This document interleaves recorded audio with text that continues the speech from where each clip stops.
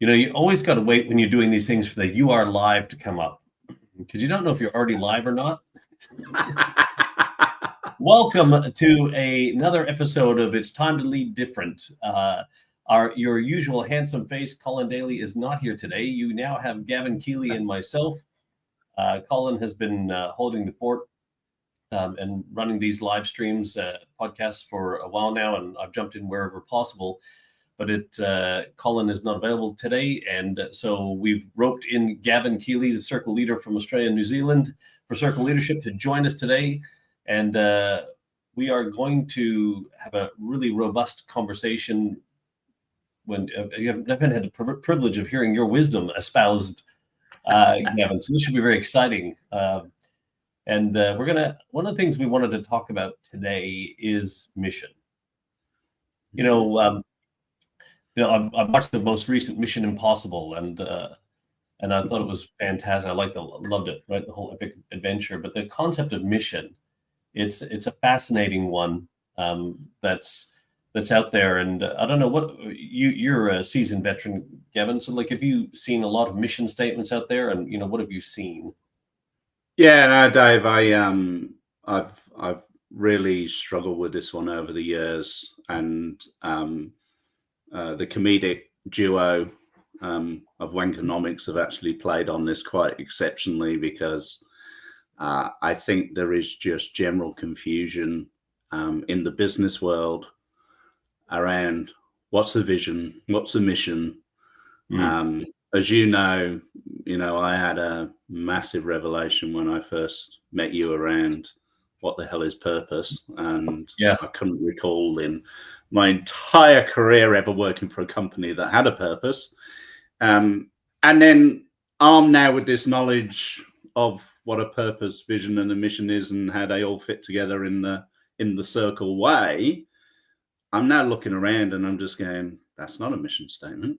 There's just so much confusion around it, and it's interesting. And I'm now having conversations with leaders and really challenging them on, but that's not a mission, right? And I think one of the things which you said, which really helped me understand it, is you're going to have many missions, right? You're not, this isn't the bold, audacious view of the future. This is, the current journey that you're on is really what the mission is about.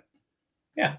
Yeah, if you just think it from military terms, Gavin, is this regiment on a mission that's a 20-year mission? Do you know any missions that the military go on that are 20-year missions? Yeah, my son Dylan was an infantry soldier in the Canadian Army for a period of time there. His regiment, they would go on a mission, they'd accomplish that mission, they'd come back, they'd rest, they'd train, and guess what they do? Send them on another mission, right? Yeah, and then exactly. They'd come back, rest and train, and then they'd send them on another mission. They come back, rest and train, and send them on another mission. And then hopefully all those missions added up to some grander victory. So mission is it's the constantly moving piece. So as we talk about it, mission is what evolves your business, right? Yeah, and as we've been discussing, right, I've been trying to help people get this clarity themselves as it's been formulating for me as well. Because the interesting thing is, of course, the consultancy world, all the strategists and all the marketing consultants are just as confused as everybody else, right? They're writing mission statements and vision statements and all these things, and they're neither of them. So I think once you start to understand how to get the alignment, it's the alignment for me that's been missing for a lot of people. How to actually make sure that they build upon each other and they're complementary. And as we've been discussing, that purpose, the why, is the missing piece for most people anyway, which is why they then start to cludge what their mission is and what their vision is, because they haven't actually started with the fundamental foundation of purpose. No, well, actually, a lot of mission statements that you read in organizations today are just logical purpose statements. Yeah, absolutely. With a bit of mission and vision thrown in there, right? Our mission is to provide, is to provide for this, to do this, and it talks about what they do, who they do it for, how they do it. But that's how mission statements were done. That's how I learned mission statements back in the day. It was what do you do? How do you do it? Who do you do it for? And it was this long drawn out statement. I can even tell you, when I worked at Bank West in Western Australia, when it went from the R&I Bank to Bank of Western Australia, that its mission statement was, we are a strong results-driven bank dedicated to the people of Western Australia with a deep commitment to deliver superior value through skilled S-word staff working as a team. That was their mission statement. Yeah, wow. And Yeah, I remember. Yeah, well, awesome that you actually remember it. You're really I wrote about it in I remember a Simplified, mission actually. statement of any Yeah. organization I work for. Probably not, you know, but I think that, you know, breaking it down into these three components is really what's been the revelation for me. Start with that why. Why do we do what we do? What's the thing that gets us out of bed every day? What's the calling? You know, the why, this lead on purpose, which, as you know, Dave, is really something that I've just kind of like really fallen into. But then, and then the vision as well. I think the vision, the challenge, again, the way we do that at Circle, the vision is something big, audacious, and something you can't achieve alone. I think that, again, a lot of vision statements are still very much talking about the organization. Yeah, most vision statements are goals, right? They're just a goal. It's not a vision. Exactly right. You know? So it's fascinating when you look at this, you know, so people clearly don't articulate their purpose, or if they do, it's in some form of what they call their mission. Their values are just a bunch of behavioral things that, because we think that, you know, values should tell our people how to behave, so therefore we should tell them what to think. And then we have this vision, which is more just a goal of the organization, and it's a self-serving goal. And then so when you think about these, you know, purpose, values, vision, and mission, and we wonder why Wankernomics have made a life out of all this stuff. Well, it's true, right? Like, absolutely. Because it's become a lot of corporate BS, or branding, it becomes a branding and marketing exercise, because we think this is what the world wants to hear, and it's a lovely format of a narrative that you can tell the world about your organization. But people don't lead it, live it, and love it, because they don't own it. They don't understand it. They can't be engaged by it. They can't be empowered by it. They can't be inspired by it, and they definitely can't evolve with it. Right? Yeah, so, no, my insight, Dave, is, you know, because when we first met, I started talking about one of my revelations. I had the phrase strategy is a verb. Yeah. Because my own experience was strategy was one day a year where everybody went into a room, typically offsite at some nice hotel or retreat. Maybe there was a few external consultants in the room to kind of like G them up and blah, blah, blah. And at the end of the day, they'd produce a document. And the next time they used the document was the following year as an input into their next strategy day. And it was just nuts. I was just like, this is just, I don't even know what people thought they were doing. It was just bizarre. And I'm talking about pretty large multinationals that I've worked for were exhibiting this behavior. What I want to see, and what I've got from Circle, is a set of tools that everybody in the organization can and should use every single day. That for me is where the strategy is a verb comes from. It's got to be what you live. Strategy is what you do, not what you pretend you're going to do. Well, isn't verb an action word anyway? Well, yeah. I mean, that's the whole point. It's like, it's, for me, it was just this glossy brochure that sat on shelves that people wheeled out. And as I say, maybe there was mentions on it on websites and marketing material. But if you actually went up to people in the organization and asked them what the strategy was, most people couldn't tell you. And then secondly, say, and how does what you do here every day actually contribute to that? Blank look on face. Yep. All right. So one of the things that's really important to us at Circle Leadership is not only helping people understand what those things are, but why they're important to us as humans. But also, the most critical thing is that there was that clever Chinese guy, Confucius, and he said that the beginning of wisdom is to call things by their right name. So it's that sense of clarity about what each of those things are, right? So when you think about how do we differentiate between purpose and mission and vision, like let's help people here understand how to get some clarity around that. Yeah, well, Dave, as you know, I've got these really because I love simplicity, freedom from Yep. complexity. So one of the values here Yes. at Circle. So I'm drawn into that. And again, another thing you and I bonded over was our favorite book is the dictionary, Yes. because words matter. They absolutely We're matter. both magnificent at bastardizing the English language. Anyway. Absolutely right. So yeah. So for me, I'd already through my questioning kind of logic, you've got the what, who, where, how, who, and all those kind of things. So I like to simplify it down. So purpose is really about that why. Yep. Yeah. Vision is about the what. What is it we're Yep. actually trying to achieve here? And then I think the mission one, I had some confusion around this myself, but I can see it now. Mission is really starting to talk about who is it we need to become. Yep. And out of that, it'll actually talk about a lot of hows, like how we're actually going to achieve that. But it's really talking about the who component of it. So, the why, the what, and the who for the purpose, vision, and mission really starts to make sense to me, because the power, again, of getting all of this on a single page is, and Dave, I had this revelation recently just through the work we've done with some of the clients, is Yep. the power of the circle approach is the word and. Yeah. It's the purpose and the vision and the values and the mission. Yeah. And it's only when you put and at the end of every sentence and then read the whole thing back, you go, that's a really powerful encapsulation of everything we do here. And everything, everywhere, always is the other phrase I've used about that. But you actually helped me with the whole mission and purpose. You've got a way of actually using those two words in the sentence. Why don't you share that with people? Because that gave great clarity to me as well. Yeah. And so there's the simplest way to identify the difference between purpose and mission is these two simple statements. So you already know this, but anyone watching or listening to this, think of it for yourself. I'm going to give you two simple statements. You tell me which one sounds most correct. Okay, so the first one is the mission of our purpose is, or the purpose of our mission is. Right? So the mission of our purpose is, or the purpose of our mission is.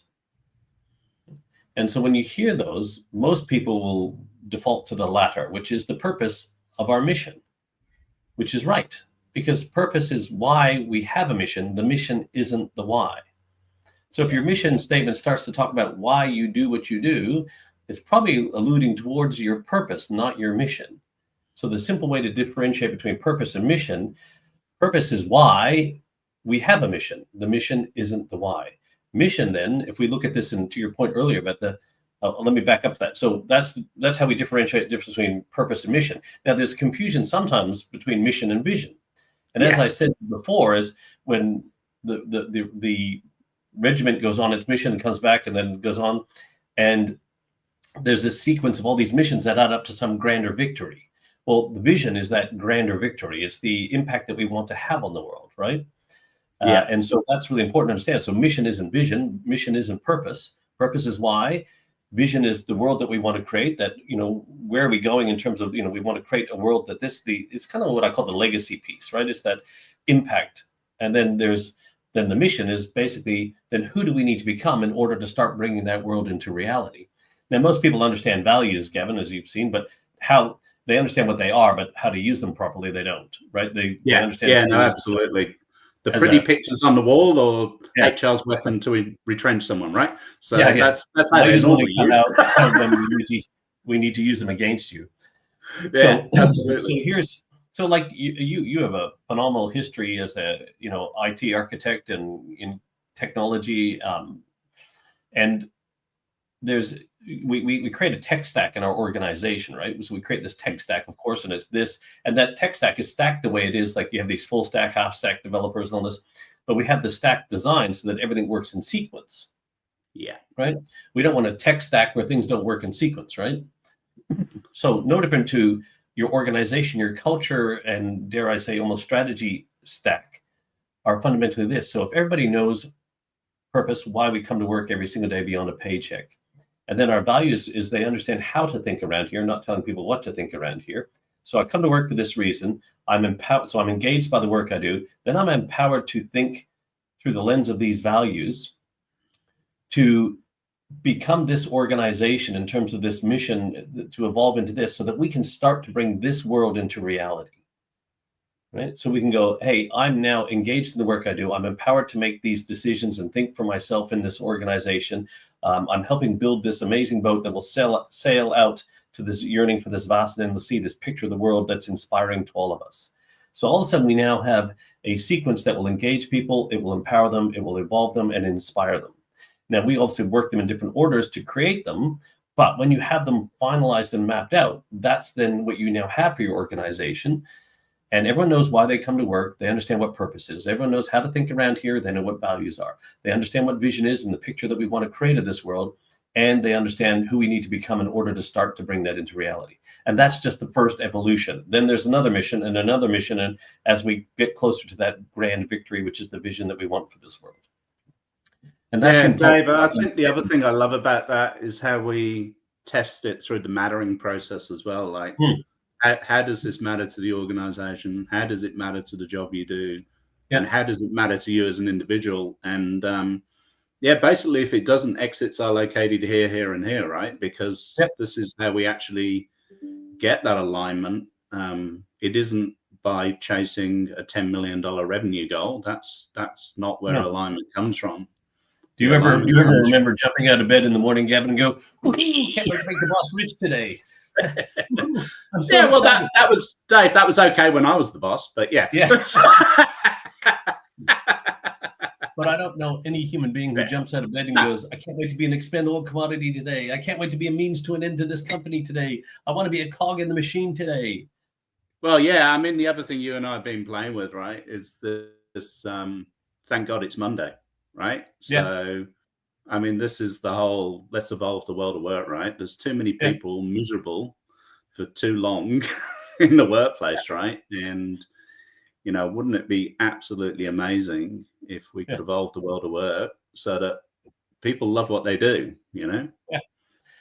Oh, absolutely. So if you think, getting back to this concept of mission, and let's wrap it all around back for it. So if we understand purpose is why, values are how we think around here. Vision is the world we want to create. Mission is who we need to become as an organization. Now, an important part here, this is the uniqueness of the circle methodology that we have. There's a lot of organizations out there who can help you with the culture, a lot who can help you with your strategy, a lot can help you with your leadership, but we haven't been able to see anybody else who can help you do all three in total alignment like we can, right? And the fact that we help people create a culture and strategy alignment, right? Now, this is where mission becomes really critical, because mission is the link between culture and strategy. Yeah. Okay. And this is what people don't understand, that when they're out there, they go, the old adage that culture eats strategy for breakfast, Pac-Man coming along, and right. So culture eats strategy for breakfast, lunch and dinner, Drucker, all the people have said it. Was one stage where I just sat down and I go like, why does it have to be that way? Yeah. The old Professor Sumner Miller, why is it so? So I just started asking, like, what if culture and strategy worked in harmony? What if culture actually was like a shield and wrapped around the strategy and protected it, like a mother or father protecting his child? Wouldn't that be amazing? What if we could actually have them as completing forces, not competing forces in an organization? And so this is where mission became really important. When I realized like what mission was, and when mapping all this stuff out as I've been learning over the years, purpose, values, vision, I really got a good handle on that. Mission was always that murky piece for me because it always sounded very similar to purpose. And then when I realized, oh shoot, this is actually what mission is, when I understood, business is a series of evolutions. You've been in business long enough, and anyone out there looking at your own business, please, if you look at your own business, is your business today the same as it was 3 years ago? Most likely not. And can it stay the same today into the next 3 years? Most likely not. So definitely not. Right? Yeah. The mission is just that next evolution of your business. But that mission, when I was like, well, how do we work out what the mission is then? How do we work out what our organization's mission is? Well, I thought, okay, well, this is when we got this concept, when I got the concept of vision clear, pardon the pun, right? But you sit there and go, okay, so all I have to work out then is who do I need to become, or my business need to become, in order to start to bring that world into reality. And that's my mission. My mission is to become that organization. So your mission, should you choose to accept it, is to become this organization to start to bring that world into reality. Now, we've got to get really clear that the point with the vision here, and we touched on it a little bit, but a lot of organizations out there have what they call like a vision tracker. They build an operating system for their business, and the operating system is designed to, align to this vision tracker. But what is the vision tracker? What do most organizations have a vision as? Our vision is to be a $10 million company. Our vision is to be, 10 circle leaderships all around the world. That's not a vision, that's a goal. Yeah. Right? The vision would be, hey, if we became a $10 million company, had 10 circle leaderships around the world, what would be the impact that we would have on the world that we serve? What would that world look like because we existed and lived and did those things that we said we would do? Like, that's what a vision is. Yeah, no, and again, that's where I got the clarity from this, Dave, that helped me understand how visions really should be defined. Because if I know what my purpose is and I know what my values are, and I'm living and loving those every day, then in 10, 20 years time, if I've done that every day and everyone in my organization has done that every day, then what world have we created because we've done that, right? And that's kind of where this comes from, right? Yeah. So if we do all the things that we want to do, we are going to evolve the world of work. But importantly, we're not going to do it alone. Right. But what would the evolving the world of work look like 10 years from now? If we got up every single day, Gavin, for 3,650 days in a row, me, you, Colin, Jordan, everybody else we bring on this journey, all our clients, the strategic partner stakeholders, all of us rallied around getting up every day to evolve the world of work, what would the world look like in 10 years from now? Yeah, well, that's where the vision comes from, right? Right. So we'd see a world of work where work positively impacts people in the planet. People in the planet, right? Which is where that, oh God, it's Monday, right? So our vision is to see a world where work positively impacts people and the planet. So it's not just about being the best in the world, but it's also best for the world. Yeah. Right. So that's a vision. So we reverse engineer from that, going, okay, so here we are today. That's the vision we see in 10 years. We're getting here every day to evolve the world of work through simplicity, relevance, insight, wisdom, clarity, caring. And we do that every single day. Well, who do we need to become then from who we are today to there to start to bring that world into reality? Because we actually don't go out to get that world. We actually bring it into reality by living our mission every single day, which is why we've realized that in order for us to create that world, well, we need to become trailblazers of revolutionary leadership. We can't keep leading the same way we've always led in the past, which is why our calling is to lead different. Right. So this is like, it's simple for us. We go, well, the reason why we believe it's time to lead different, because we're trailblazers of revolutionary leadership. Well, the way we've been doing leadership in the past isn't working. So we need to blaze a new trail to get to the same destination, which is a world where work positively impacts people on the planet, because we're not getting there the way we have been doing it. Right. Because disengagement rates continue to go up, So like that's bad when disengagement rates are going up and we're spending more and more on leadership development, and yet the results are getting worse. We're not any better. So this is easy for us to go, oh, well, then we need to make sure we can help people learn how to lead different, because whatever we're doing today isn't working. And this is, as a human being, I go, oh, that's really clear to me. I get that. And we can articulate. And as we've reflected on, Dave, right? We've walked very different journeys through life, but it's interesting we've arrived at a similar destination. So, and I've been very uncomfortable with a lot of this BS that permeates around strategy and visions and missions and marketing bullshit. And for me, it's really powerful when it actually connects to the people in your organization. And as we've discussed as well, what is the one true differentiator? What is your one real unique differentiator? And it's the people who work for you, right? That's the one thing everything else can be copied, Gavin, right? Everything else can be copied. Yeah. Your systems, your processes, everything else, right? And AI has become a great equalizer. So all of a sudden, small businesses compete with bigger business. Bigger businesses don't have to be as big anymore. It's going to be the great equalizer now. And so what's left? What is left? Yeah. No, the AI thing, as I say, is really starting to redefine a whole load of things for me as well. So we won't go to that with the time. But in the end, it's your culture, obviously, is the only thing that differentiates you. It's your ability to capture the spirit of your people. So if you have a clear sense of purpose, a set of values that empowers them, not just tells them what to think, it teaches them how to think. If you have a vision that inspires these people, you'll have an invincible framework for this culture that magnetizes the right people to your organization and repels those who don't want to be a part of it. And then if you work out your mission, we'll all know how we need to evolve as an organization to start to bring that world into reality. And when you have those 4 things in place in the right sequence, and you can lead, live, and love those every single day as tools in your organization, not just fluffy branding and marketing stuff that looks good on the outside, because branding is an inside out proposition, right? So we get everyone speaking with love to the market about why we come to work every day, how we get to think around here, the world we're creating, it's amazing, and here's what we're building. The brand is how the market and consumer thinks and feels, and they can't help but fall in love and respond in kind. All right. So when we speak with love to the world about this stuff, that's why brand is an inside out proposition.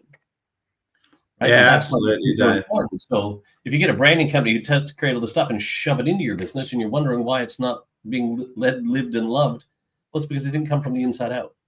Yeah, and I've been reflecting on that strategy, culture strategy for breakfast. The reason why is you don't have the alignment, right? That's the point, that these things are normally independent. They sit apart from each other. The strategy is this amorphous thing that most people in the organization feel no connection to. It only lives in the executive suite, and that only has relevance. Strategy happens to them. Yeah, strategy happens to them. Absolutely. Yeah. And they've got no connection to why or what or how or who or anything, right? So that's where culture is going to eat your strategy, simply because every organization has a culture, whether you define it or not. It's there. And because nobody likes to be treated as an expendable commodity or a means to an end, which is why culture, if you treat me like a resource, don't be surprised when I act like one. Yeah, exactly. Right. And that is why culture eats strategy for breakfast. But if people felt like you valued me as a human being and you thought of me as a human first, employee second, and you allowed me to bring my best self to work and become more of what I'm capable of while I'm here, Gavin, and then help me be a part of, not a cog in the strategy machine, but help me be a part of the narrative and story of this organization, I'll execute the living daylights out of that strategy. Yeah, absolutely. Okay. So we're going to have to end with that, unfortunately, because we have another thing to jump on. But so in summary, mission is who you need to become. And by the way, maybe next week, if we get a chance, we'll talk about where strategy and mission come into play together. But today was really about getting real tremendous sense of clarity around what actually is mission and how it's different from purpose and vision. Okay, so thanks everyone who watched this. Well, there are a few people were in there, and any of you who watched this after the fact, if you have any questions, put them in the comments. Gavin and or I and Colin, Gavin and Colin and I, so and we'll all jump in there and answer any questions, give you any feedback that we can to support you. But until next week, it's time to lead different. Thank you for our special guest, and hopefully we'll have Gavin come back on more and share more of his wisdom and insights. We'll see you guys next week. Cheers, guys.